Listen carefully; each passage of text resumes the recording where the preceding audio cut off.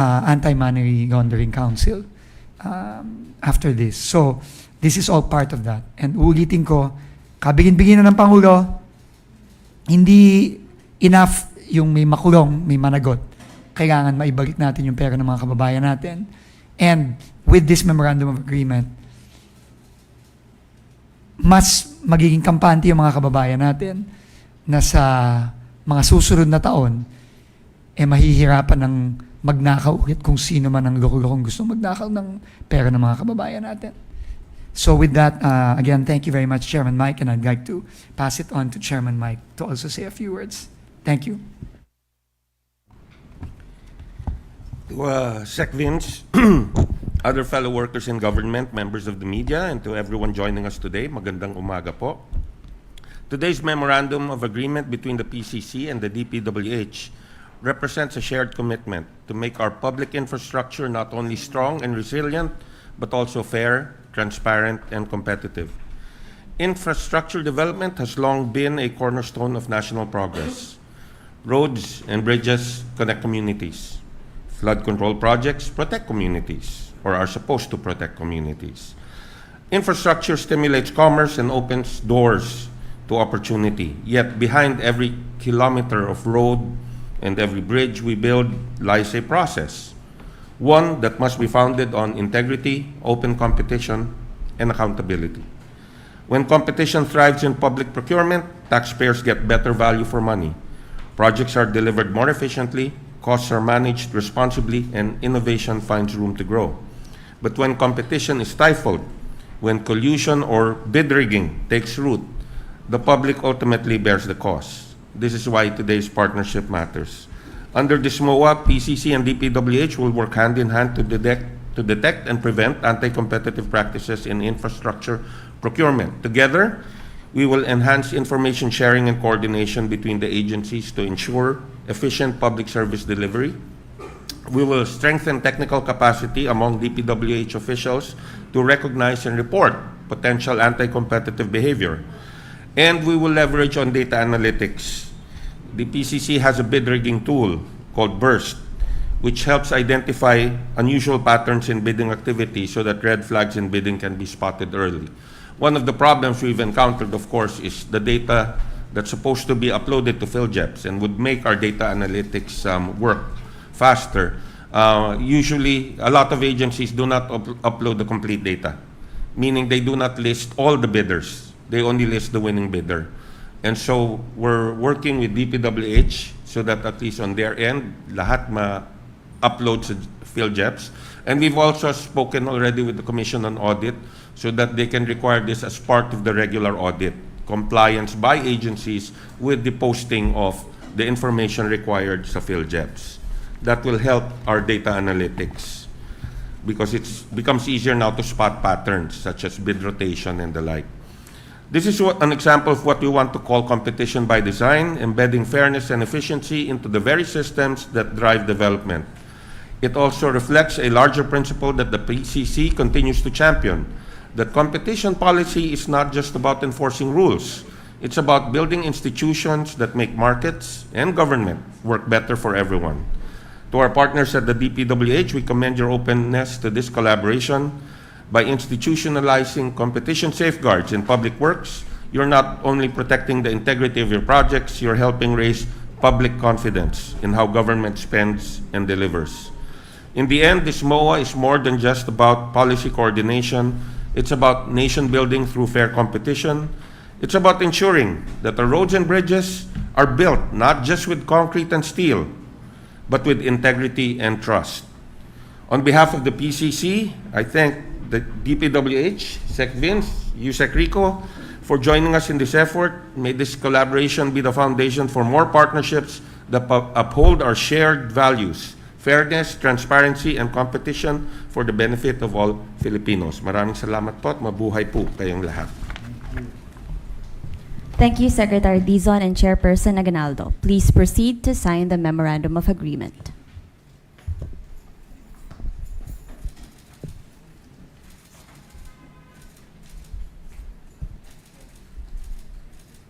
Joining Secretary Dizon and Chairperson Aguinaldo are our witnesses for today, DPWH Undersecretary Ricardo Bernabe III, and PCC Executive Director Kenneth Tenate.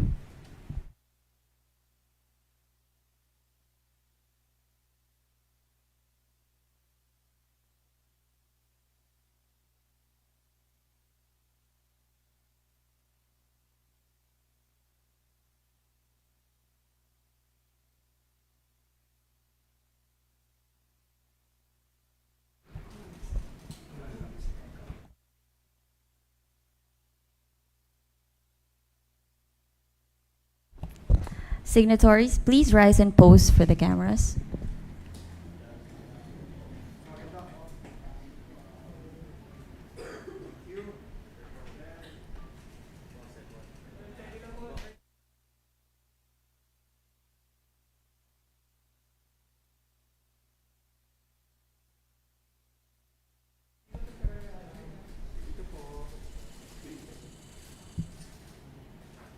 Thank you very much.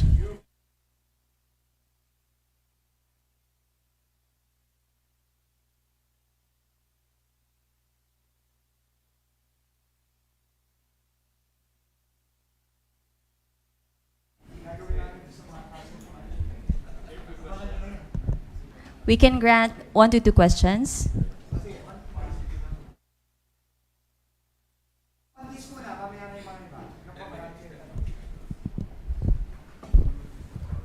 Yes? Sir Joseph Good Moron morning from po. Jimmy. Sir, pa-update lang kami. So, they filed October 3, no? Yung bid rigging against 5 construction companies. To. Can we have an update? And can we elaborate on yung mechanics when we say we get the people's money back? Paano yun in that system? Okay. Yes, so the process now is they submitted October 3, and so it's undergoing investigation and evidence gathering. Because obviously, if you're talking about, ang bid rigging po kasi namin, ang hawak ng PCC, is agreement between competitors, meaning between bidders. So yun, so there has to be an agreement between the bidders, and so we're working on establishing those connections. Okay, and so that's what's ongoing now, and we're working with DPWH. We're also working with the ICI, and I think we'll also be having a meeting with the Office of the Ombudsman, because there may have been some statements given already that might be pertinent or we could use as part of the evidence. Now, in terms of getting the money back, one of the remedies under our law, or the Philippine Competition Act, is we can impose fines and for certain anti-competitive behavior, such as this bid rigging, which is considered a per se violation. The fine could be what, a minimum of 110. Yeah, for the first offense, minimum of 110 million. And it can go as high as 250 million, depending on circumstances involved. And that's for each offense. And so when Secretary Vince was saying na pwedeng umabot sa so many hundreds of billions, posible po talaga, if we're able to show for each case na may violation talaga, if you add them all up, pwedeng umabot talaga ng ganung kalaki. So indirectly, it's a way of getting the money back. It's because through fines, not through restitution. Iba pa yon. Okay, kay Ombudsman Boying po yun. At saka kay Solgen.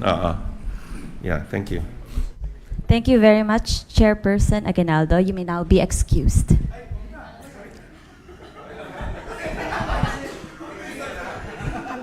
Nine 9:30 daw, 9:30. Huwag mo naman pagisin naman si Chairman, ha? Kaya naman. Parang pinapagis natin kagad.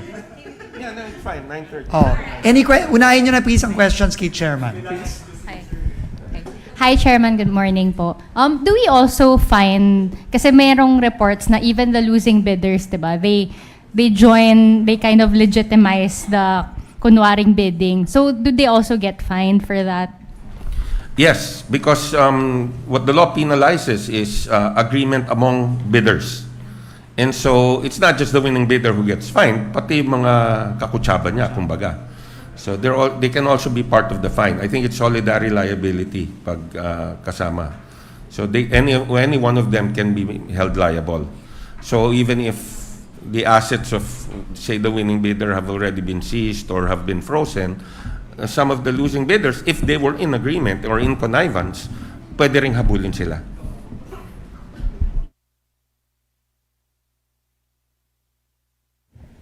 Another question? Ted Cordero po from GMA News Online. Chair, may timeline na ba tayo kung kailan magkakaroon ng resolution sa mga kasong final regarding bid rigging? It's hard to put a timeline because marami na yung unang final at marami pang susunod. So it's a question of being able to manage the resources, not to be able to give you a specific timeline. But you know, as soon as we get clearer evidence that can connect, tuloy-tuloy na po yan. So a case will be filed and then the commission will decide on that case. So there is a process because pag sinampa ng kaso ng enforcement office namin yan, ang next step niyan is kailangan sumagot naman the parties, no, that were sued. You have to give them naman due process opportunity, nasa batas talaga yan. And then after that, pwede na kami mag-decide. Wala pong trial sa PCC. It's all pleadings lang po and evidence. In terms of penalties, so aside from fines, yung mga na-charge na 5, they will be disqualified forever from participating in any bidding. Yeah, there are several laws that intersect on that. For example, I think under the Procurement Act, they would already be disqualified. The agencies themselves can already disqualify them as well. So marami pong nag-intersect ng batas.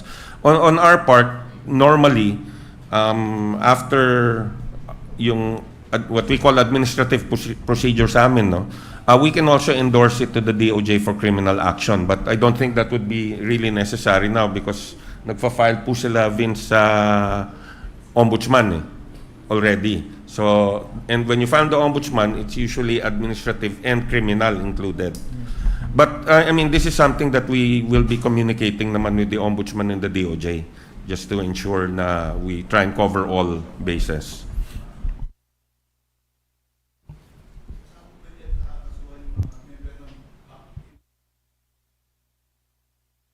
Okay. It's a good question because if you look at our law, it just says those agreement among competitors. But I think what I've heard from our enforcement office is they're looking at charging anyone who facilitated that as well. Kasi parang conspiracy na rin ang mangyayari niyan. So it's untested, but I think that is where they're leaning. So hindi lang po back ang posibleng masali dyan. It could, you know, if the evidence is there, it could go higher. Ano po, DCME po, Felix Laban. May tanong lang po para sa publiko. Paano nyo po masisiguro ang kasundong ito ay hindi lang symbolic, kundi konkretong resulta sa pagbabantay ng mga proyekto ng DPWH po? Well, what they say, the proof of the pudding is in the eating. So that is something that you should monitor, actually, to make sure hindi lang sa paper, hindi lang sa papel, pero yung nag-uusap talaga kami and all. So you can call us out on that. Kasi that's really the way it's supposed to work. So yes, we do have an agreement and I think our intentions really is to implement it. But then, madaling magsabing gagawin namin yan. Mas maganda, tingnan nyo kung nagawa nga namin. Second question po. Nadagdagan ko siguro yan, no? Unang-una, di ba? Sinabi na rin ito ng Pangulo natin, no? Ultimately, ang pag-uusga sa aming lahat dito sa gobyerno, hindi naman kung ano ang sinasabi namin eh. Hindi kung ano yung pinipirmahan namin, yung pinipirmahan namin mga ganito. No? It's really kung ano yung gagawin namin. No? Ano yung ginawa na namin, ano yung tutuloy-tuloy namin gagawin, ano pa yung mga gagawin namin sa mga susunod na buwan. So siguro, yun ang magiging basehan talaga, no, kung seryoso ba kami dito sa sinasabi namin o hindi. Second question po. Gaano po kalaki yung pagbabagong ito maasahan ng ating publiko, yung transparency po? Malaking bagay ito, kagaya nga ng sinabi namin kanina, kasi first of its kind to never pa pumirma ang DPWH na mga ganitong klaseng mga agreements in the past, no? Not with PCC, not with AMLAC, not with Insurance Commission nung nakaraan, not with, dati nakipagpirmahan din tayo sa Philippine Regulation Commission. Never pa nangyari to eh. So, ang importante lang, sabi nga ng Pangulo natin, kailangan masigurado din natin na hindi na ito mauulit. At itong mga agreements na to, yun ang objective nun. Na mahirapan na itong mga taong gumawa nito na umuulit. No? At matakot na sila. Kasi, kunyari, yung mga bidder na yan, hindi biro na magbayad ng 100 million to 200, 110 million to 250 million per violation. Per violation yun. Ilan ang kontrata ni Diskaya? Di ba 1,000? O, computin nyo. 100 billion yan. Hindi biro yan. So, ang importante dito, yung prevention, no, for the future, na hindi na maulit. No? And tingin ko malaking, takot ang idudulot nun kapag nakita ng mga kumpanyang nandaya at nag-rig ng bidding, na talagang papatawan sila ng ganong klaseng mga multa. And wala akong kaduna-duna na gagawin talaga yan with the evidence, gagawin talaga yan ng PCC at ni Chairman Mike. Thank you, Secretary Vince Dizon. Yeah. Last question for Chairman. Siguro to add lang yung tanong niya kanina. Of course, all these cases that they've filed and relating to flood control and similar cases are priority for the PCC. Priority po siya. Okay. Chairman, last question po. Siguro yun na lang din po sa, with the MOA po ba, does that also mean na pwedeng you can initiate then investigations into, or would you have to wait for the DPWH to file again? No, in fact, we can do it what they call motu proprio, meaning on our own accord. No? And in fact, I think during the testimony of one of the Diskayas during the Senate Blue Ribbon hearing, they did mention that there have been biddings na mga kumpanya lang niya ang sumali. So that, I think, might be a clear indication already of bid rigging. But of course, I leave it up to our enforcement office to do that. But when we heard that, I immediately called the head of our enforcement office to look into it. Kasi parang sinabi na niya before everyone. Of course, being able to say it in general terms and finding the exact bids na kung saan nangyari yun ang hinahanap namin ngayon. Thank you, Chairperson Aganaldo. Unfortunately, he has to leave na po, so... Thank you.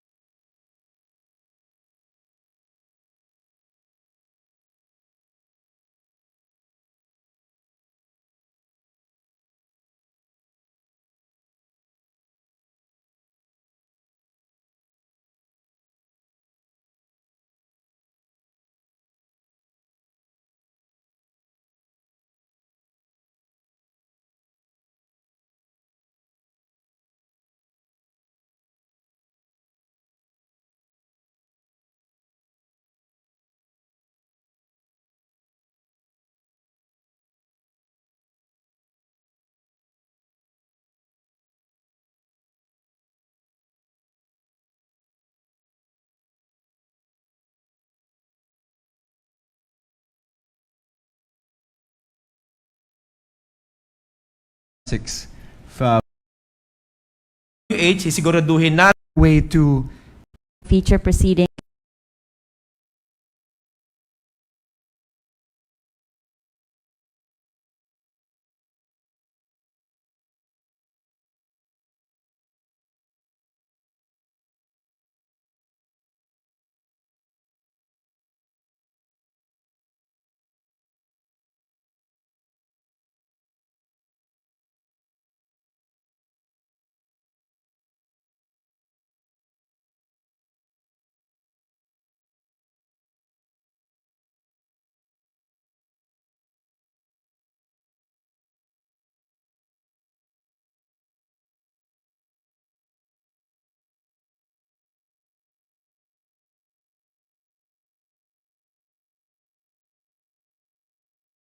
assistance in investigating and addressing money laundering and related financial crimes. This partnership is driven by one core in initiating for future proceedings against corrupt government officials and contractors. We turn the floor back to Secretary Vince Dizon. Thank you. Magandang umaga. Unang-una, no, magpapasalamat ulit tayo kay Attorney Matt David, ang Executive Director ng Anti-Money Laundering Council, sa kanyang tulong. Alam nyo, tuloy-tuloy kami sa pagtatrabaho with AMLAC and the ICI kasi alam nyo naman, no, paulit-ulit sinasabi ng Pangulo natin, kailangan may balik natin tong perang to, no, na nawala sa mga kababayan natin. And mabilis po ang aksyon ng AMLAC. To date, I think may halos 2,000 na ata ang accounts na freeze, no? Since we started with the filing of the first case of the Ombudsman, more assets are going to get frozen as we file more cases in the next few days with the ICI sa Ombudsman. And kanina nga, nag-uusap nga kami na talagang na mabilis ang aksyon na ginagawa nila, pero hindi pa tayo tapos, no? At tuloy-tuloy tayo dito sa pinipilit nating gawin para talagang bilisan ang pagbabalik ng pera ng mga kababayan natin. So, again, similar to what we did with the Philippine Competition Commission earlier, we are signing a long-term memorandum of agreement with the AMLAC to have easier coordination in order to simplify processes para mas mabilis nating ma-actionan kaagad pagka may mga ganitong mga nangyayari. Kasi nga, sabi ko nga nung una kaming nag-file at nung unang nag-freeze ang AMLAC, umpisa pa lang to. Maraming mafi-freeze dito na account. At yon ang paulit-ulit sinasabi ng Pangulo natin, na kailangan ma-freeze natin para hindi nila hindi mawala, hindi mabenta yung mga properties, hindi mabenta yung mga assets, hindi malipat ang mga pera sa mga accounts kung saan-saan para mabawi natin yung pera ng mga kababayan natin. So, again, this agreement will go beyond my term here in DPWH, will go beyond the term of the President, and it will be another way to prevent this sort of thing from happening again. Kasi yun ang talagang talagang I think this will be the lasting legacy of the President na ma-institute lahat ng mga reformang ito para hindi na tayo paulit-ulit dito, no? Na after 10 years, meron na naman ganitong panibago. Tama na, di ba? So with that, again, thank you very much, ED Matt, and I'll pass it on to ED Matt now for a few words before we sign. Thank you. Yes, to our DPWH Secretary Vince Dizon, sir, good morning. To our colleagues and kasama sa gobyerno sa DPWH and my colleagues from the AMLC, good morning. This partnership between AMLC and DPWH marks an important milestone in our shared mission to safeguard public funds and uphold integrity in government service. At the AMLC, our work begins where evidence leads us. The data and insights and the documents or information provided that we will be provided by DPWH will serve as the backbone of our financial investigation in AMLC, particularly regarding flood control projects, and this will enable us to freeze assets, recover stolen wealth, and pursue justice. This memorandum of agreement strengthens our commitment to accountability and transparency. It opens the door to closer collaboration and seamless information sharing between two agencies, allowing both our institutions to respond swiftly and decisively. Together, we can build a strong evidence-based cases to ensure that those who misuse public resources are held fully accountable. Through this collaboration with DPWH, we are enhancing our ability to trace financial flows and recover assets linked to corruption, and return them to their rightful owners, the Filipino people. The AMLC stands ready to act without fear or favor.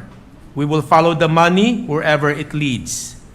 Katuwangan DPWH, isiguraduhin natin na anumang korupsyon na may iniwang bakas ng salapi or ari-arian ay ating maiimbestigahan, at ang mga bakas na ito ang maghahatid sa pananagutan at katarungan para sa sambayan ng Pilipino. Let this agreement be more than just a document. Let it be a symbol of our shared resolve to protect public resources, uphold the rule of law, and serve the Filipino people with integrity. Maraming salamat po at mabuhay po tayong lahat. Thank you very Secretary. much. So we'll sign. Yes. Pasensya na guys kasi si ED Mat may meeting pa. So Yes po. medyo nagmamadali siya.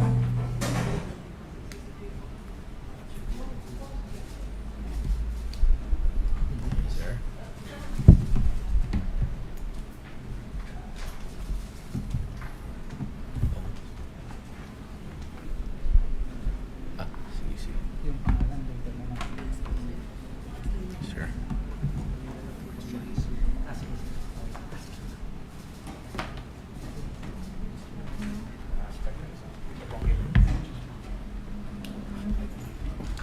Sir. Okay na. Tayo lang tayo. Yes, sir. Signatories, please rise and pose for the cameras.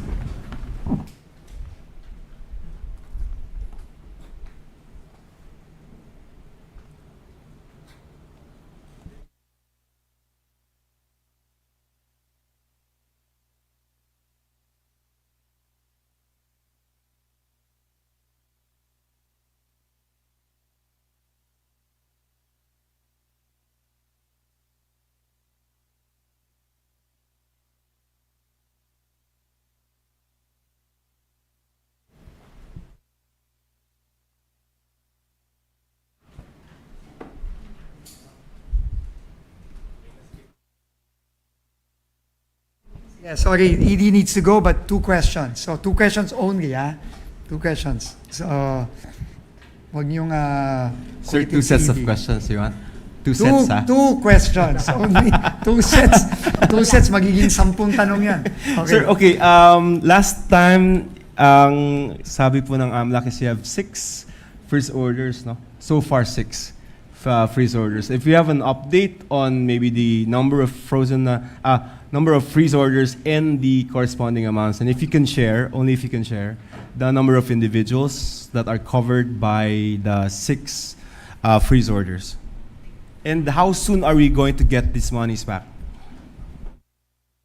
Yeah, I can give you an update regarding the total, the value of the total frozen funds and personal and real property. Right now, as of this morning, meron na pong 5.2 billion, and we're still waiting for the submission of other bank returns and valuation of other properties that were frozen by the 6 freeze orders po.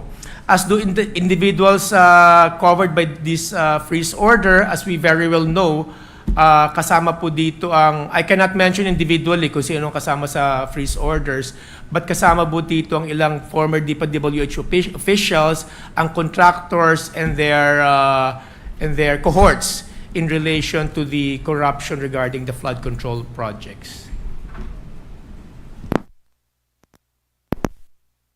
Hi, ED. Good morning po. Andrea Tagines from ABS-CBN News. Sir, dun lang po sa mga na-freeze nyo na-freeze na natin na assets, meron na ba tayong nakitang like red flags of money laundering? Like meron na bang mga nagbawas ng pera sa mga nagbawas ng pera sa bank accounts maybe, nag-sell na ng assets before we were able to freeze the asset? Aside po sa pang-freeze order na in-issue ng Court of Appeals, 6 po iyon, nag-issue rin ng Court of Appeals ang authority for the AMLC to conduct bank inquiry. Sa bank inquiry po, pag natapos po yan, as you very well know, almost 2,000 bank accounts na ho ang na-freeze. Iniimbestigahan po niya through the bank inquiry ng mga AMLC investigators. Medyo matagal po yun kasi napakaraming iniimbestigahan o ini-inquire ng mga bank accounts. Malalaman po natin just after the bank inquiry, our investigators will submit a report at malalaman natin doon kung marami na na-withdraw. Kasi iisa-isahin po yung mga bank accounts na yon at titingnan kung marami na-withdraw during the period, especially the period from the time our president, during the SONA, mentioned that he intends to investigate yung mga flood control projects. Up to that time, ma-issue yung mga freeze. Malalaman po natin after the completion of the bank inquiry of these bank accounts. Because yesterday, si Justice Reyes had a testimony before the Senate where he said na yung flow of money among and between individuals that are involved by cash. So, does it make it difficult for the AMLAC na ganun yung flow ng money? And if it's moving that way, pwede ba natin silang makita somehow? Paano yun, sir? It's difficult kasi I'm sure hindi na magbabangko-bangko yan, baka mamaya tulad ng mga dinideliver na lang sa bahay. Paano yun, sir? Pagka yung ganun na flow. Sa money laundering kasi, especially sa money laundering predicated on corruption, bribery, or malversation and plunder, which is the case here in the flood control project, there are different modes of laundering funds. One is using the financial system. Using the financial system is to deposit or withdraw funds through the banks or our financial institutions and other covered persons or reporting entities of the AMLC. One is buying properties, personal or real properties. Nakita naman natin dito na yung mga possibly involved in flood corruption projects have a lot or of personal and real properties. Isa naman din pong mode of laundering funds is not depositing them in the financial system, not putting them inside the financial system. And nakita rin naman natin sa investigasyon ng Senado, yung iba nilalagay sa bahay, sa condominium, at sa hideout ng ating mga allegedly bagman. Yung mga nasusundan po ng AMLC sa ngayon ay yung mga nire-report po ng ating covered persons, yung mga through the STRs saka CTRs na palagi nating naririnig. Nasusundan po din natin yung mga real properties saka mga personal properties through our coordination with the Land Registration Authority, with CAAP, Marina, at iba pang agency ng government to which these personal and real properties are registered. Yan po ang nasusundan natin, nako-cover natin dito sa freeze order na in-issue ng Court of Appeals. As to the cash na tinago po sa mga bahay at sa mga hideouts po, yan po ay patuloy na iniimbestigahan, kasama po ang natin ng NBI at ng DOJ para po malaman po at makuha pa rin yung mga ganong mga pondo na tinago po sa ibang lugar. Kahit sikreto, hindi dumadaan sa financial system, gagastusin nila yung pera na yun. So papasok yun sa mga properties, sa mga kotse, and you will be able to detect.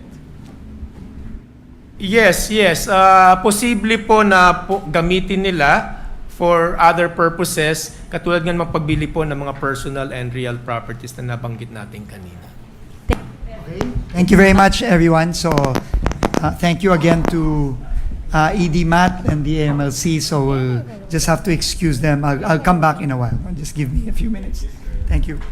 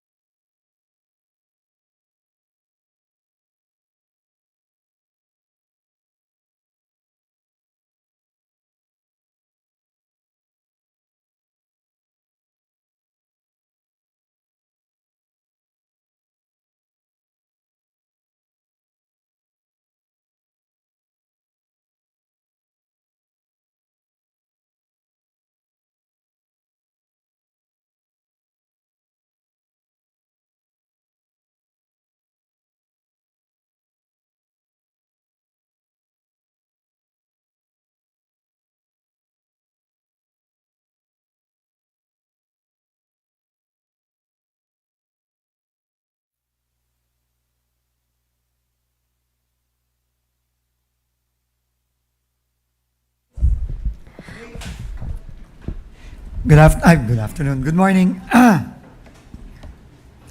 So we'll just announce a couple of things and we'll take some questions. I know marami kayong tanong.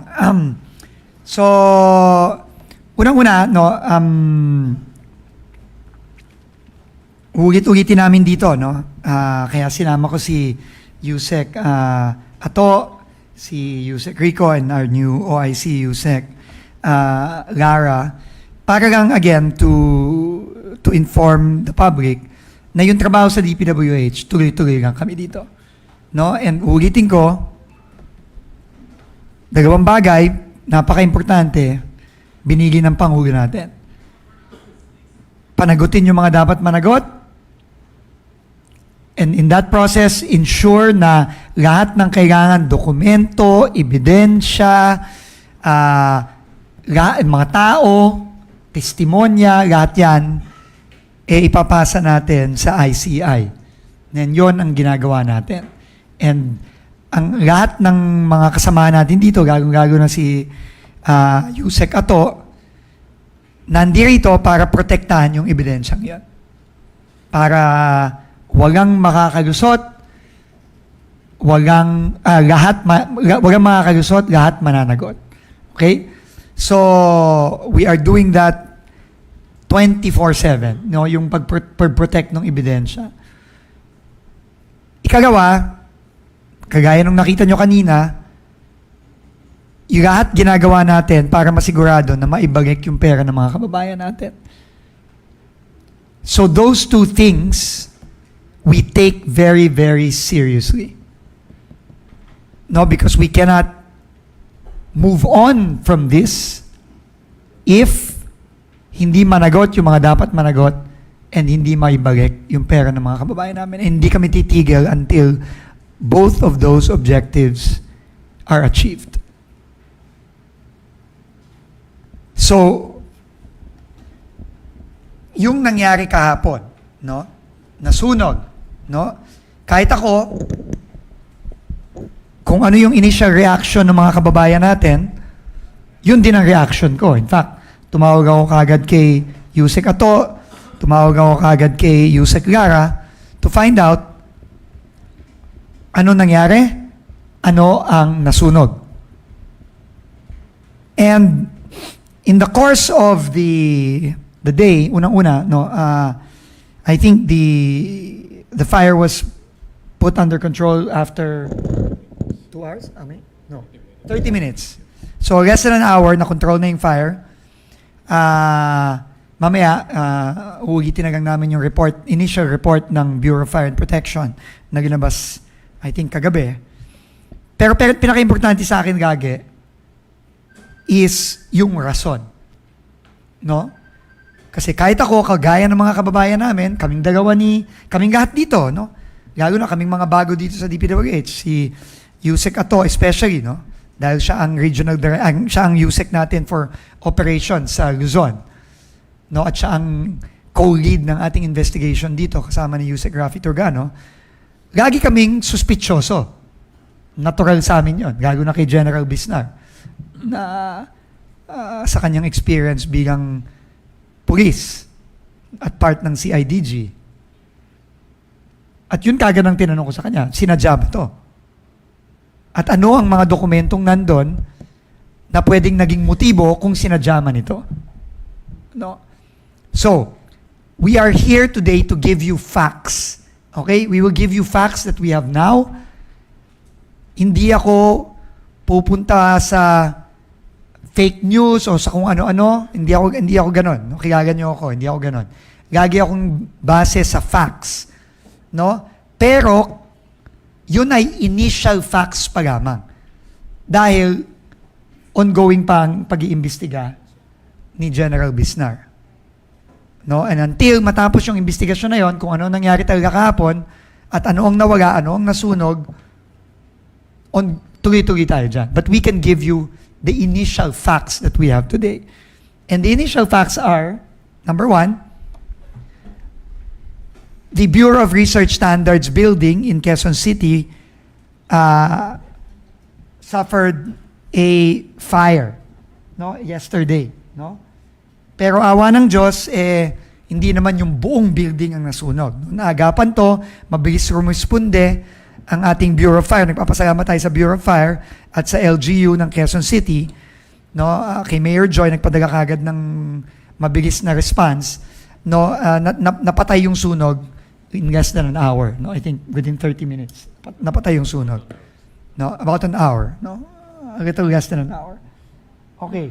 Ang Bureau of Research Standards, para alam nyo lang, ito ang division ng DPWH na nag-aaral. No, siya ang nagpo-provide ng mga studies para sa iba't ibang mga proyekto. Hindi siya parte ng implementasyon ng proyekto. No, mamaya papasalitain ko ng konti si OIC Yusek Lara para to give you some background, no, about that. And also, I want Yusek Lara to also run down the documents that were there because we want to be transparent with the public. Ano ba yung mga naapektuhang mga dokumento, no? At yun nga, yung initial naming pag-check, walang dokumento related sa ongoing investigations. Okay? At yun din ang pinaabot ko sa ICI kahapon. No? Because obviously, everybody is concerned. No? Now, yan yung sitwasyon sa BRS. No? Yan, nakikita nyo ngayon. Pero gusto ko ding i-clarify. Again, facts. No?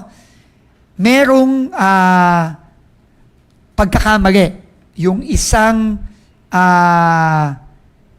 assistant secretary na nagsalita sa Senado kahapon. Si Assistant Secretary Melody Villar. No? She is a new Assistant Secretary. We brought her in. She made a mistake by wrongly saying that the building that was affected by the fire was the Region 4B building. That is not true. In fact, I will show you pictures, and those are pictures this morning of the Region 4B building in Quezon City.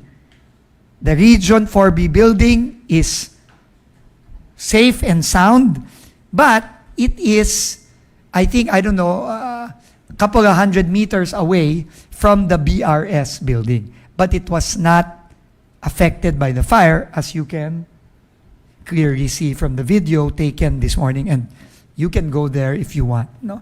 So, nagkamali si ASEC Melody. She has apologized for that mistake and for the confusion, but I wanted to put that on record as fact. No? Fact, yeah, that we know. Okay?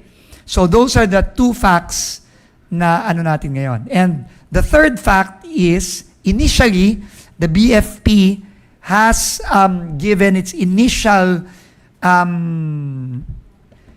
result of its investigation saying that there was an electrical failure in one of the ceilings in the, I'm not sure what floor, third floor. No, they announced that yesterday. So, this also corrects the initial information na may computer na sumabog and all of that. So, according to the BFP, nanggaling sa kisame yung short nung electrical wires. No? Yun ang initial resulta ng kanilang investigation. Again, I'm just quoting the Bureau of Fire Protection. So again, it's very important to know the facts that we have now. Okay? So now, if you allow me, I will pass it on to OIC Undersecretary Lara Esquivel to give you just a rundown, maybe just to give you an idea of what the BRS does, kasi under sa kanya yon, and what are the documents that are there that have been affected by the fire. And she will also tell you that all those documents have backup scanned copies. No? So, Yusek Lara, please, go ahead. Good morning. So, good morning, everyone. The Bureau of Research and Standards is the main bureau that conducts the research for new materials and that would undergo pilot studies. And then they also have the materials testing division where you've seen earlier where the fire possibly started. They do mainly they train our materials engineers that would be deployed to the field. And then we have there the testing laboratories, the accreditation. And then we have the standards development division. So there we have the Blue Book, if we are all familiar with this. Andito lahat ng mga pay item standards of the department. So they are a repository of all the standards of all types of materials used in the department for construction. So I'll go through a quick rundown of the documents that were affected. We have mainly manuals. We have the ASTM references, ACI, JICA manuals, design guidelines, and all the standard specification of pay items. For the Technical Services Division, we have calibration reports, 2022 onwards, all our documents, soil and rock classification reports, technical specification certification, material sources reports, field testing reports, procurement documents, inventory reports, training-related documents, and the pilot research projects. We have also in the Materials Testing Division, the training certificates, training materials for material testing technology and laboratory technician courses, star rating reports for regional and district materials testing laboratories, the quality management system compliance documents, requests and reports for inspection of testing laboratories and batching plants, requests and reports for technical evaluation of laboratory equipment, recent various correspondence related to the various functions of the Materials Testing Division, calibration reports of Materials Testing Division equipment, and other personal files of the employees of the Materials Testing Division. We have reports that all of these are scanned and 100% backed up in our online and physical drives. Thank you po. Okay, so that's the the rundown. No, we'll give you a list of the, or we'll give you a list of what the undersecretary has read. No, so again, no, we take, ulitin ko, no, based on the directives of the president to ensure that we make those people accountable in this ongoing investigation. We take document security very, very seriously. Kaya nga nandito si General Bisnar. Kasi yan ang kanyang specialty. So we don't take this for granted. We are very serious about this. Any reports of tampering, etc., talagang ina-action na namin agad yan. And the event yesterday, yung sunog, kahit kami, kahit ako, talagang nababahala ako sa mga ganyang pangyayari. At kung suspitsyoso ang publiko at ang media, maniwala kayo, mas suspitsyoso kaming dalawa ni General Bisnar. So may I just pass it on to General Bisnar now to give you a rundown of the precautions we are taking to ensure the integrity of all documents related to the ongoing investigations. Thank you very much, Sec. First week pa lang po ni Secretary dito sa DPWH, ang isa sa mga naging utos po niya ay ipa-scan at magkaroon ng digital copy lahat ng documents patungkol po sa, hindi lang po sa flood control projects in the last 10 years, pero po para sa lahat po ng mga infra projects. So yan po ay ginagawa ng ating mga regional and district offices. In fact, nagkaroon po rin ng submission kung dito po kayo papasok sa central office, makikita nyo po na napakaraming dokumento po ang nanggaling po sa regional office at saka district office. Kasi aside from the digital copy, ay in-require po ni Secretary na ipadala po dito sa central yung mga dokumento, specifically for now, yung mga flood control projects. In the second week of September, nag-request rin po si Secretary through SILG at saka SND ng tulong sa ating PNP at AFP para po i-secure yung mga opisina po ng DPWH hanggang sa district level. Kaya po nag-deploy po yung ating PNP. Ito po ay dahil bungad na rin po ng mga reports na nagkakaroon ng tampering, nagkakaroon po ng ang kinakatakot po namin ni Secretary from the very beginning ay yung baka ilabas o tanggalin yung mga dokumento tungkol dito sa ongoing investigation. So meron rin pong request na ipinadala po sa Secretary kay SOJ para po yung NBI Cyber Security Unit ay magsagawa ng digital forensic ng mga databases po dito sa central office. At humingi rin po sa Secretary ng tulong kay DICT Secretary para po yung CICC ay ma-deploy para po makita rin yung mga digital files sa iba't ibang opisina po ng DPWH. Okay, so ulitin ko, no, siniseryoso namin ito, no, kasi yung integridad ng ating investigasyon na nakasagagay dito, no, sa mga dokumentong to, kaya we take it very seriously. In fact, 24/7 gwardyado itong mga dokumentong to, no, dito sa central office. At sa kasalukuyan, sinisigurado natin na talagang, in fact, nag-uusap na nga kami ni General kung paano natin ma-secure pagago itong mga dokumentong to, no? Pero gwardyado dito yung mga dokumentong to 24/7, no? And obviously, gwardyado din yung facility, itong central office na to, no? From possible infiltration of people who might want to do something here, no? Nakabantay po tayo dito. At sinisigurado natin na talagang mapoprotektahan yung mga napaka-importanting mga dokumento dito. So, ulitin namin, no? Ongoing tong investigation namin sa BRS. Pero as of today, no, dito sa listahan na pinakita sa atin ni Undersecretary Lara is wala tayong nakikitang critical na dokumento dito, no, na which may be critical in the ongoing investigation. And plus, add to the fact na all of them are backed up by scanned copies, no? So, we will give you additional updates as we continue with the investigation into the fire yesterday. But again, naiintindihan ko yung pagdududa at yung pag-aalingangan ng mga kababayan natin. Kasi nung nakita ko nasusunog, ganun din ang naramdaman ko, no? At kaya ganun din ang naramdaman naming lahat dito. Gago na kaming dagawa ni General Bisnac. Okay, so I'll move on. So to just I'll just give some before we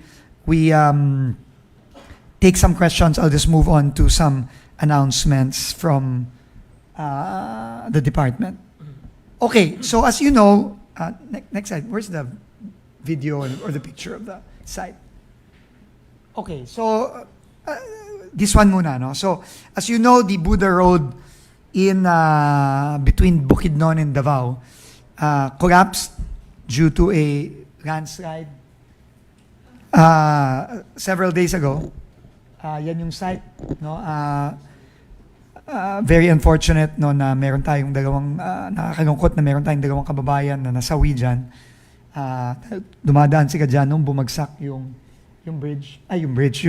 kalye. So, tayo nagpunta dyan nung Tuesday, no, Martes nandyan tayo at para makausap. Ang importanteng kinausap namin dyan, yung mga geologists galing sa Mines and Geosciences Bureau ng DNR and our own internal geologists. Kasama ko si Undersecretary Lara on her second day, basically. No? We went there and we wanted to know, number one, what was the cause? And clearly, the immediate cause was a landslide caused by water saturation dun sa slope. No? Naipon yung tubig, at dahil doon, bumigat yung lupa at bumigay. No? Yung lupa, dinagan niya yung mahigit kalahati nung kalye. No? This is one of the worst landslides in that area. Apparently, there was according to FIVOX, there was a aftershock from the Davao earthquake. the night or the afternoon of the incident. And then they're saying that this was the most immediate cause of the landslide. Okay, landslides happen, earthquakes happen.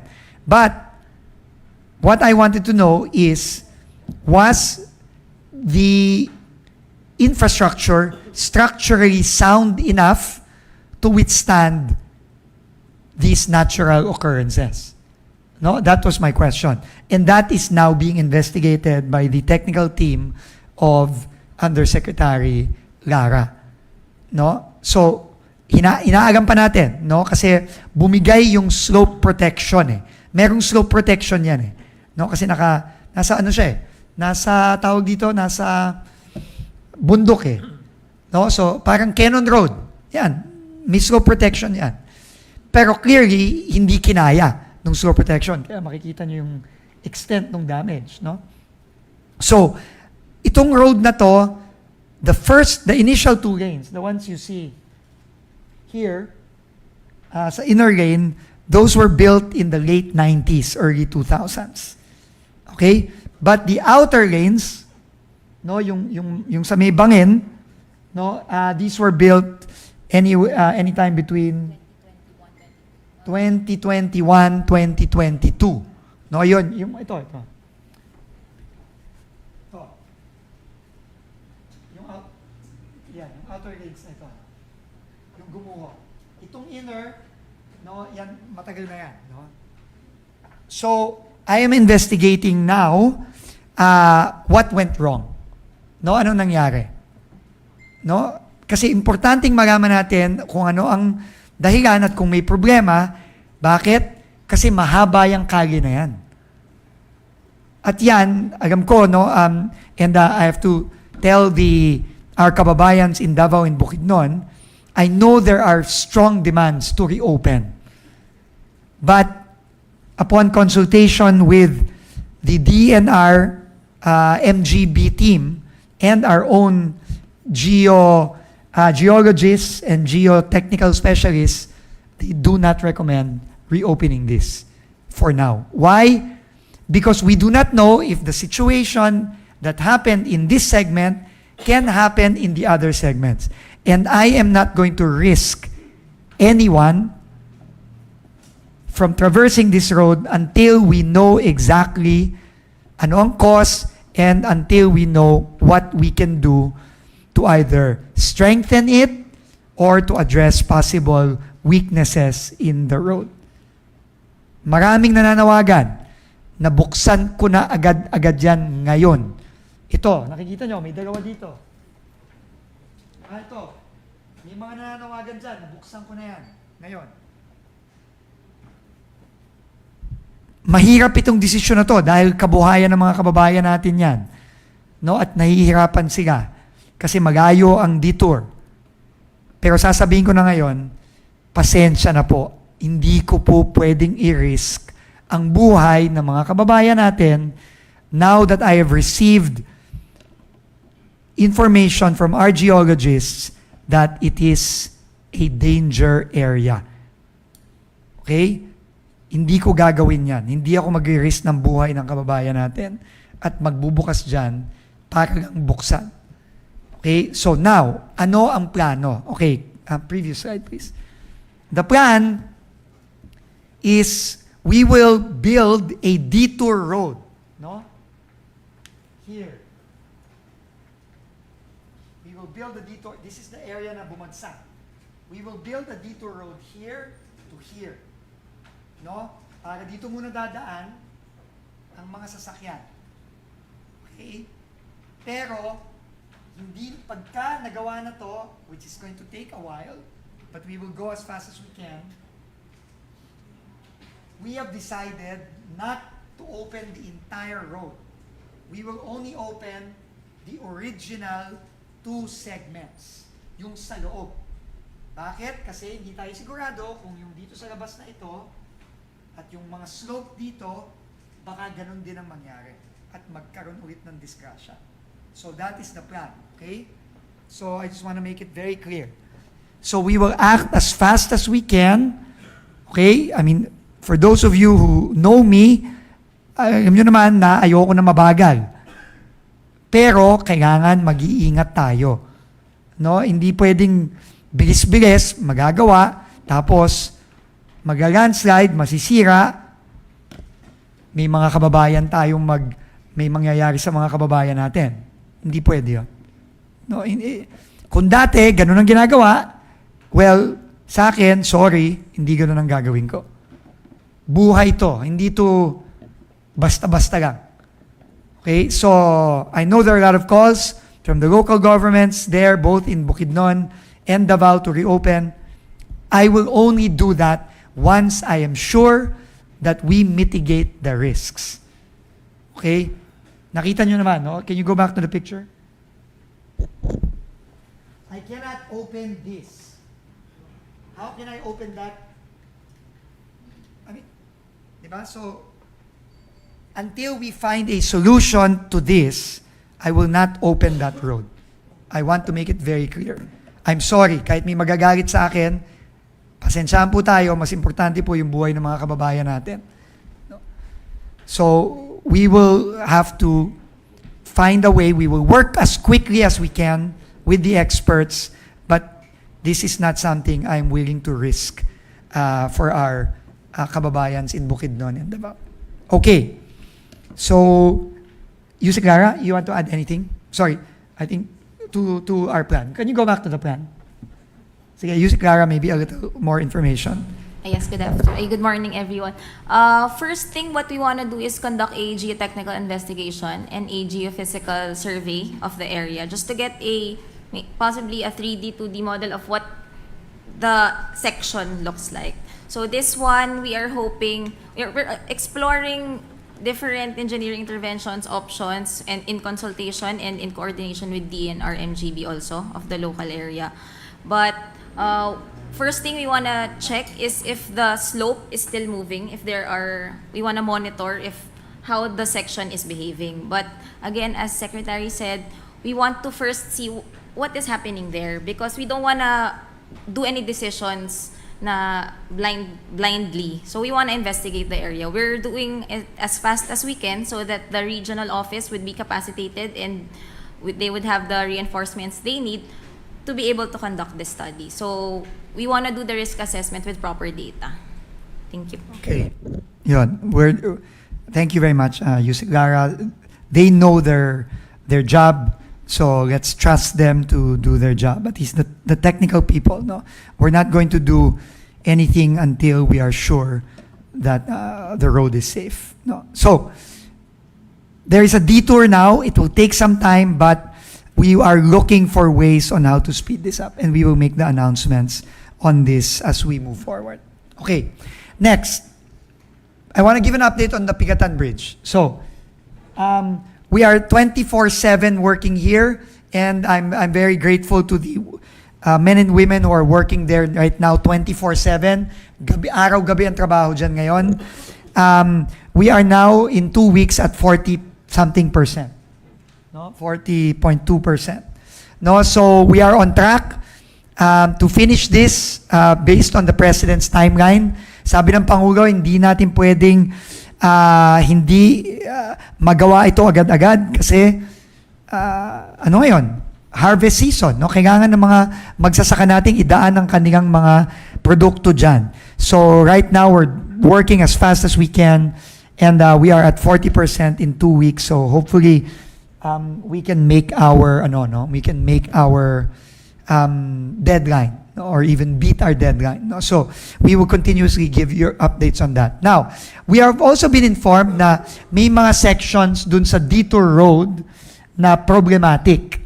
No, na meaning bako-bako, etc., etc. So I'd like to pass it on to to Undersecretary Bisnar, because we will also try to fix those segments na may problema para mas bumilis yung traffic ng mga kababayan nating nagdi-detour muna kasi nga sarado tong Pigatan.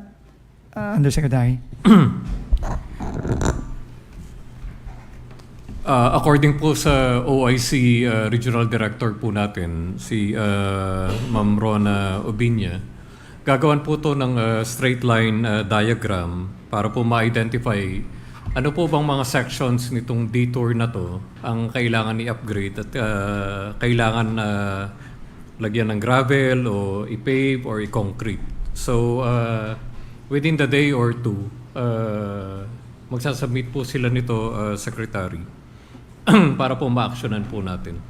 Sige, nagreklamo kasi yung mga trucks, no? Kasi baku-baku daw. So, we will have to find a way to fix it para mas bumilis yung daloy ng traffic doon. But this one, I'm confident that we will meet the deadline here and we will reopen the detour. We will open the detour bridge of Pigatan very soon. Okay, next is our efforts for rebuilding the school buildings in Masbate. Alam niyo naman, no, tinamaan ng napakalakas na bagyo ang Masbate. Ito lang ang binisita ito ni Secretary Sani Angara nung Monday kasama ng ating mga regional and district officials. And masaya si Secretary Angara sa progress no mabilis. May mga schools na natapos na. So we have 114 school buildings ongoing.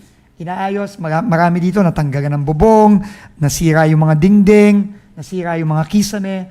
So again, binibilisan ito at tingin ko mabilis ding magagawa ito. No? So, kaya naman pala ng mabilis. No? Kung gagawin nga, tututukan nga. No? Yun ang tingin kong nakita natin itong last couple of weeks natin dito, lalo na sa mga disaster areas, sa Masbate, sa Cebu, sa Davao, at sa ilang pang areas, no? Kaya naman pagang mabilis at kaya naman pagang na maayos. So, that same principle, we're gonna apply also to address the backlog, the huge backlog of classrooms for this year. No? So, I'll make some announcements there. I think Malacanang already made some announcements. Yesterday, I would just, repeat the announcements that came directly from the President. No. So on the addressing the backlog of classrooms. Pero this shows the work of our people in Masbate, in Cebu, etc. shows that it can be done. And I'll show you Cebu now. You already saw the hospital in Bogo is almost finished. I think it should be finished within the month of October by next week. Fully done na yun. And in fact, mas maganda pa nga siya ngayon kaysa nung bago tumama yung lindol doon. No? So, we're very pleased with the work there in Cebu. And I will also show you the 10 bridges and the 4 major roads that are undergoing repair as we speak. And I'll show you progress photos of the roads and bridges. Yan yung mga before and after. So, ito na yung ongoing, inaayos na. And I think we're on track to finish by maybe by early November. No, itong mga roads and bridges na to. So, this is sorry, what was that first one? Soso Bridge.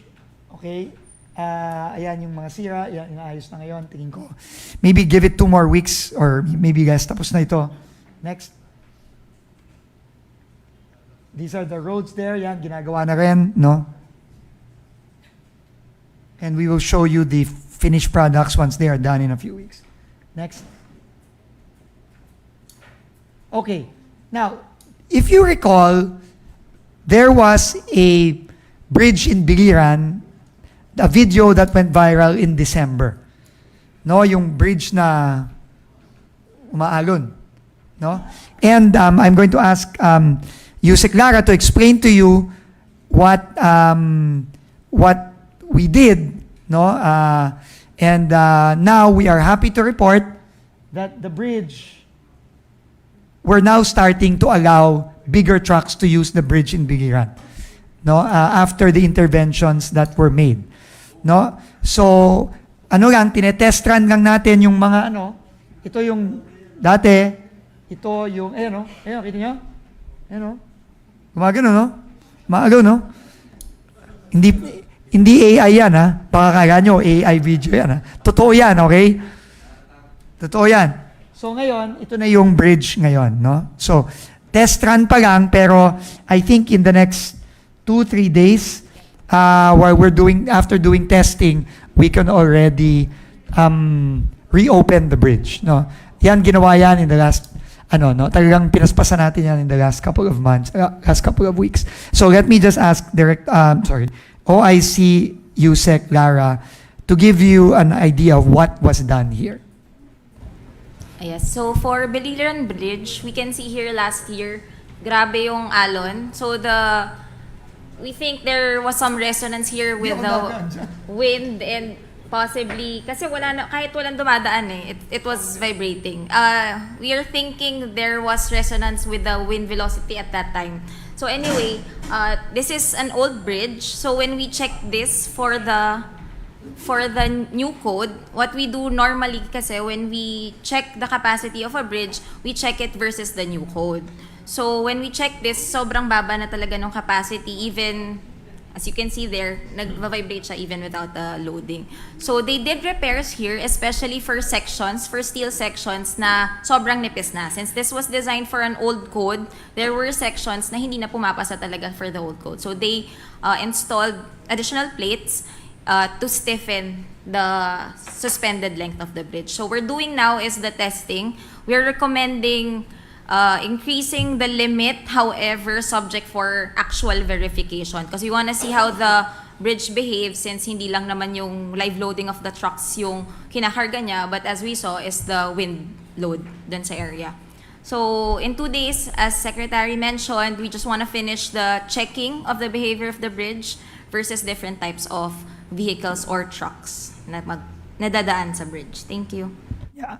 So hopefully we can fully reopen this with the new loads in the next 2 to 3 days, no, after we do testing. No? So ito yung binigin ko kay Yusek Lara na number one, we don't take chances with safety.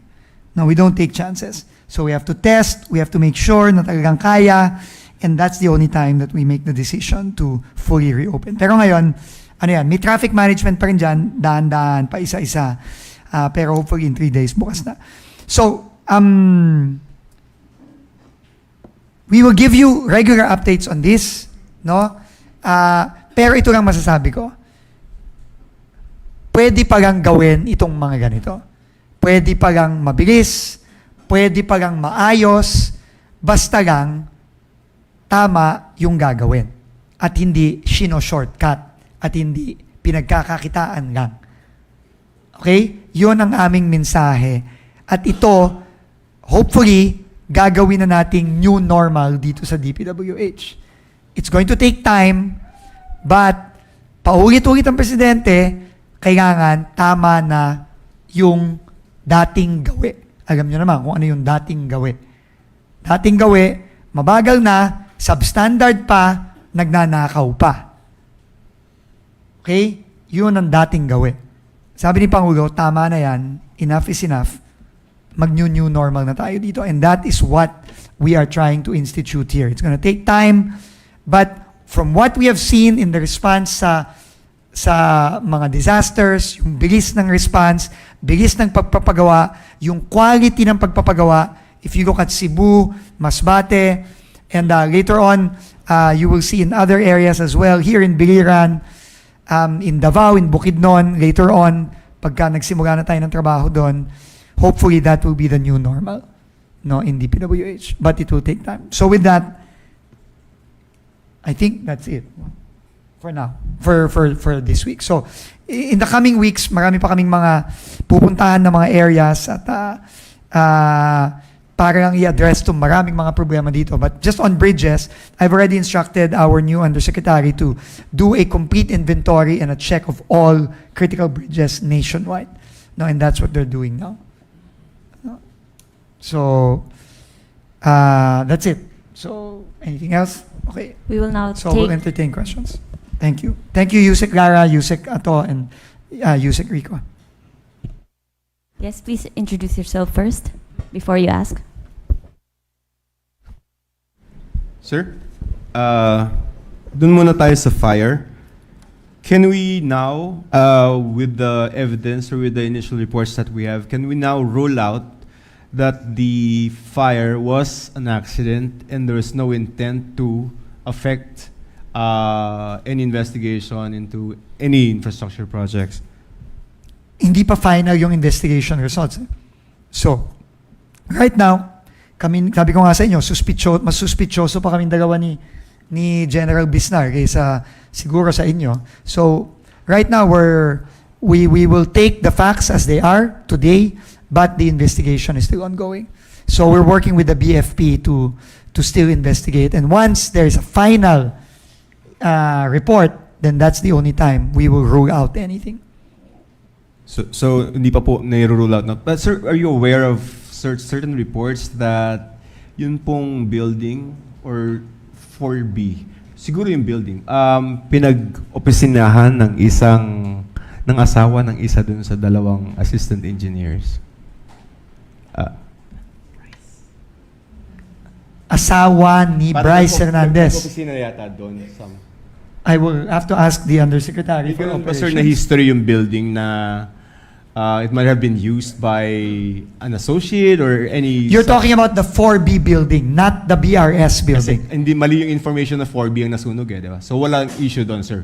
4B siya nag-opisina and it's not burned down, di ba? 4B, definitely not. I mean, as you can see, as you saw in the video, 4B is safe and intact. As to kung sino nag-opisina doon na Wala ba? asawa ni ganito, ni ganyan, we will find out. We will have to check. Sir, last na But lang. 4B, again, Safe. 4B is safe. You can go there if you want. It's safe. Sir, konti na lang. Si OIC, sir, nag-run down siya ng mga documents and medyo na-pick lang yung sa curiosity ko. May na-mention ka, sir, ma'am, na procurement documents? Paano yung nature na? Actually, this was tabulated, but from what I would believe na procurement documents is procurement documents of that office. So it would be possibly goods, the equipment they use, if they procured consulting service for some studies, but it's their procurement documents. Yeah, it's procurement of the Bureau of Research Standards. If they buy equipment, for example, if they buy or if they hire consultants, you know, that's the procurement there. It's not procurement ni Alcantara dun sa first DEO Bulacan. Sir, clarify ko lang din. Kasi we mentioned na walang crucial flood control documents nga for the investigation. Pero di ba po, 10 years na infrastructure projects yung probe natin, wala rin po bang affected na? Well, yung ongoing investigation, wala. No? Pero if you talk about infrastructure in general, well, that's the building is it's the Bureau of Research Standards. They're the ones that, put out the standards. So, if we're going to compare standards nung pagkagawa versus yung required standards, then may mga dokumento doon. But, as Yusek Lara said earlier, all of this have been backed up naman. So, but meaning, yung ebidensya para ipakulong natin yung mga loko-loko dito, wala doon sa building na yun. Sir, Go ahead. sir, si Gwen from PCIJ. Sir, dun sa Buda Road, ano po yung problema? Yung daan o yung slope protection or parehas? Hindi pa natin masasabi. That's why we have to investigate it. What we know as fact today is the slope protection gave way because of the landslide. Bumigay hindi niya na-protect yung slope. At dahil doon, nakita niyo naman, gumuho yung ilalim nung kalye, nakapatong yung kalye dito, gumuho ito, nadamay na yung buong kalye. So we have to find out. No, we have to find out. It will be, I don't think it will take that long, to find out. Maybe within, we just need the initial data and then we'll make a report. Sir, nalaman niyo na kung sino yung contractor and yung DEO or even RO that is yung may jurisdiction dun sa project na yun? I think it's sorry. Second, no? So if you don't mind, we will give the data. We're still investigating it and we'll give you the data later on. Sir, last na on the topic of yung kaninang yung mga MOA and all. Sir, I understand that, cooperation among agencies, between DPWH and other agencies is relevant. It's important so we can take back the ill-gotten resources back to the treasury. But I can't help but go back to the budget, which is, I guess, the original culprit, kasi that's the one that allowed for hundreds of billions of funds na mapunta sa mga proyekto na to. Sir, based on our analysis, it's actually DPWH that got the lion's share of unprogrammed appropriations ever since 2023. So I'm talking about 392 billion out of the trillion that the DBM released. Sir, are you also tracking kung unang-una, sino ba yung who has a say on what kinds of projects are funded by UA? So yun po muna siguro. Yes, first of all, we are. But we are doing this right now in coordination with the ICI. And you will have to... I hate doing this because you know how open I am to all of you. But because there is an ongoing investigation with the ICI, all I can tell you is, yes, we are looking at it and we are working with the ICI as we investigate. Sir, What happened, what projects, etc. Sir, last. Yeah, go. No, go. What's your take on UAs? Like What's my take on UAs? Okay. First of all, I think in 2025, walang UA. So I have, right Sir, now, I have no... 58 billion. Yes, for foreign assisted only. No, I think, no? So, I've been in government for quite a while. No, I've worked on the budget, both on the legislative side and the executive side. So, the unprogrammed appropriations are really, there is a purpose for that. And typically, the purpose for that is, number one, for things that you did not plan for, na hindi mo pinlano, na pwedeng mangyari. For example, kalamidad. Usually, naglalagay ng unprogrammed amounts for calamity. Kasi hindi natin alam, baka tamaan tayo ng dobling bagyo in 1 year, kailangan ng unprogrammed. No? Kasi hindi nga yun na plano. Minsan, kailangan din pagkulang yung program amounts for foreign assisted projects. And that's why I think in 2025, merong amounts for foreign assisted projects because foreign assisted projects were not given sufficient funding in the previous years. So to me, okay yon. Ang hindi okay for me is gagawan mong lalagyanan ang UA para sa mga proyekto na ang sole purpose lang is pagkakitaan. Thank you, Secretary. Yun, maling-mali yun. But it will have to go through investigation. Next, Thank you. next question is from Diane of Inquirer. Good morning po, sir. You mentioned earlier that the Bukidnon-Davao Road, may itatayong detour road. You mentioned that this will be built as soon as possible. Do you have a specific timeline? Kaya nasisimulan at kailan to matatapos po? Hindi pa kami, sorry I know, I mean, importante yung timeline, no, lalo na para sa akin, no, pero as of now, hindi pa kami makapagsabi ng timeline kasi kailangan muna nating aralin yung galaw nung lupa nung bundok. Yun ang pinaka-importante kasi yun ang naging cause nung pagguho eh. So kailangan muna maintindihan natin yun, and that unfortunately will take some study, no? So we will give you a more,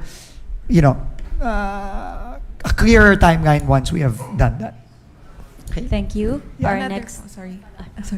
In relation po dun sa MOA with PCC, you've mentioned that this will, the MOA will ensure competitive bidding process. May napansin po ba yung DPWH or any agencies na may mga nagsasadyang matalo sa mga bidding process? Opo. Yun naman po kahit naman po sa Blue Ribbon, yun ang lumabas, no? Na meron ng mananalo at merong sadyang natatalo. No? At yung sadyang natatalo, according to the testimonies, binibigyan din ng porsyento yon para magpatalo. So, yan ang naging basehan nga nung pag-file natin under the lead of Undersecretary Bernabe nung mga bid rigging cases. Yun yung kaso na yun. Na nagkuntsabahan yung mga bidder at yung back para siguraduhin may manalo at yung mga matalo, happy pa rin din sila. Yun ang kwento doon. So, and that will really be the basis for the fines that will be imposed under the PCC law, the Philippine Competition Law. Next question is from Pat Santos. Last question na, sorry. Pasensya na po because we have a mass, bakit kayo natawa? Bakit kayo natawa? Nagsisimba ako, kailangan naming mabindisyonan. So, anyway, yes sir, last question. Sir, kanina nag-MOA signing tayo sa PCC. Yung balik tayo sa Bids and Awards Committee ng internal, may participation ba yun sa kalokohan ng mga pastan? Mayroon, syempre. Hindi naman makakalusot yun kung walang participation ng back. Kasama ba yun sa... Kasama sila sa kaso. Yun na lang, sir. Kasama sila sa kaso. Yes, last question. Sir, so just as an assurance to the public, where do we keep ba talaga yung mga flood control documents? Because Right now, we have gotten them already All? from, I think, all na ba? Parang all na ata? Yes, so we have gotten all from 2022 to 2025, and we are now receiving earlier years. But they are now all here in the central office, protected here. sabihin, sir, even if you burn down the whole building, wala namang magiging effect yun, di ba? Saan? Itong building na to? I mean, no, not this building, but the BRS, sir, the BR. Yeah, well, based on the facts that we have now, in the inventory of documents, yes, walang epekto dun sa ongoing investigation. For now, hindi natin alam, di ba?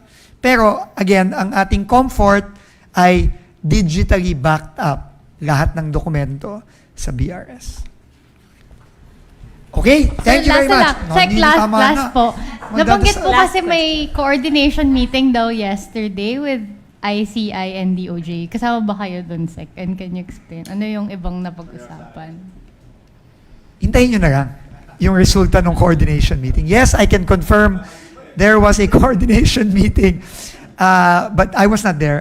Undersecretary Torgano and I think Undersecretary Bisnar was there. But hintayin nyo na lang. We'll see you in the next few days. Thank you, Again. everyone. Thank you. Thank you, guys.